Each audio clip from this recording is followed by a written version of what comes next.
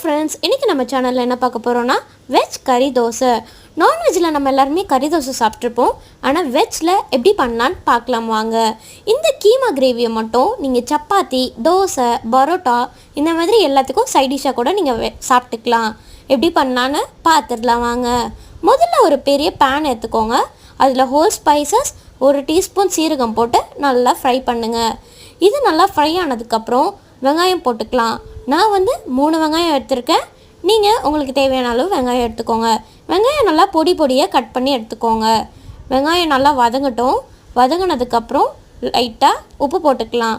உப்பு போட்டதுக்கப்புறம் தான் நல்லா சீக்கிரமாக வதங்கும். வெங்காயம் நல்லா வதங்கினதுக்கப்புறம் நம்ம தக்காளி போட்டுக்கலாம். தக்காளி நான் 2 தக்காளி எடுத்திருக்கேன். வெங்காயம் அதிகமாக இருக்கணும், தக்காளி கம்மியாக இருக்கணும். அதே மாதிரி ரெண்டுமே பொடியாக இருக்கணும். நீல வாக்கில் கட் பண்ணாதீங்க. பொடியாக கட் பண்ணி நல்லா வதக்கிக்கலாம். தக்காளியும் இப்போ நல்லா வதங்கினதுக்கப்புறம் ஒரு 1.5 டேபிள் ஸ்பூன் இஞ்சி பூண்டு விழுது போட்டு நல்லா வதக்கிக்கலாம். இஞ்சி பூண்டு பேஸ்ட்டோட பச்சை வாசனை நல்லா போகணும். அப்போ தான் நல்லாயிருக்கும். பச்சை வாசனையோடு இருந்தால் நல்லா இருக்காது. அதுக்கப்புறம் ஒரு குட்டி பவுலில் தண்ணி ஊற்றிக்கலாம். தண்ணி ஊற்றி இதை நல்லா வதக்க விட்டுடலாம். இது நீங்கள் மீடியம் ஃப்ளேம்லேயே வச்சு குக் பண்ணுங்கள். அதனால் இது நல்லா வேவும். நெக்ஸ்ட் என்ன பண்ண போகிறோம் அப்படின்னா மசாலா ஆட் பண்ண போகிறோம். 1 table spoon biryani masala, 1 table spoon தனியாத்தூள், 1 டேபிள் ஸ்பூன் மிளகாத்தூள், கொஞ்சமாக மஞ்சத்தூள். நான் இந்த மஞ்சத்தூள் கிளிப் மட்டும் இந்த வீடியோவில் ஆட் பண்ண மறந்துட்டேன். நீங்கள் மஞ்சத்தூள் ஒரு 1/4 டேபிள் ஸ்பூன் போட்டுக்கோங்க. போட்டுட்டு நல்லா வதக்கிக்கலாம்.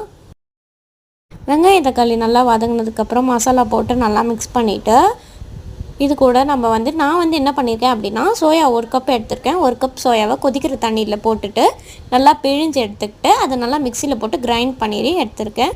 ரொம்ப பேஸ்ட் மாதிரி ஆக்கிடாதீங்க. கொஞ்சம் குறைன்னு ஆக்கிட்டு இந்த மசாலா கூட போட்டுட்டு ஒரு குட்டி கப் அளவுக்கு தண்ணி ஊற்றி நல்லா பிழிஞ்சுக்கோங்க. இது கூட கொஞ்சம் புதினா இலை, லெமன் ஜூஸ் இதெல்லாம் போட்டு மீடியம் ஃப்ளேமில் ஒரு 5 நிமிஷம் வச்சிங்கன்னா கீமா கிரேவி ரெடி. இது நீங்கள் தோசை, சப்பாத்தி, பரோட்டா இந்த மாதிரி எல்லாத்துக்கும் சாப்பிட்டுக்கலாம். நான் கறி தோசை ஸ்டைல் சாப்பிட போகிறேன். நீங்கள் நான்வெஜ் லவர்ஸாக இருந்தீங்க அப்படின்னா தோசை மேலே லைட்டாக எக் பீட் பண்ணி அது கொஞ்சம் ஸ்ப்ரெட் பண்ணி அது மேலே இந்த கீமா கிரேவி வச்சு நீங்கள் சாப்பிட்டுக்கலாம். நான் வெஜ் ஸ்டைல் பண்ணுறதுனால தோசைக்கு மேலே இந்த கீமா கிரேவி வச்சு பண்ணுறேன். தோசை செய்கிறதுக்கு முதல்ல தோசை பேன் எடுத்து நல்லா அது காஞ்சதுக்கப்புறம் இந்த மாவை நல்லா மெல்லிசாக ஊற்றிக்காமல் கொஞ்சம் தடியாக ஊற்றிக்கோங்க. அது மேலே கொஞ்சம் இந்த நம்ம செஞ்சு வச்ச கீமா கிரேவியை ஸ்ப்ரெட் பண்ணிவிட்டு கொஞ்சம் நெய் தாராளமாக விட்டுக்கோங்க. நீங்கள் இந்த மாதிரி செஞ்சு பார்த்துட்டு எப்படி இருந்ததுன்னு கமெண்டில் சொல்லுங்கள். நல்லா ஒரு சைட் நல்லா ப்ரௌன் ஆனதுக்கப்புறம் திருப்பி போட்டுட்டு நம்ம கொஞ்சமாக நெய் விட்டு நம்ம திருப்பி ஃப்ரை பண்ணி தோசை சுட்டு எடுத்துக்கலாம்.